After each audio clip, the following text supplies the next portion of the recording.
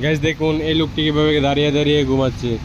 তো এই লোকটির কাণ্ড দেখে আপনার কি মনে হয় কমেন্ট বক্সে জানান। আর দেখতে পারবেন এর পরের ভিডিও।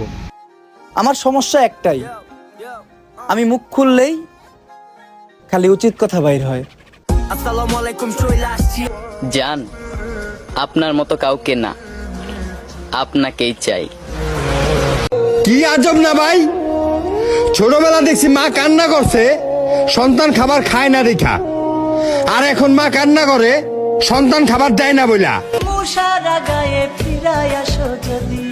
তোর গাঙেতে ভীষণ পানি, যদি একবার নামে গো, গেলে কে বাঁচাবে, কে হবে তোর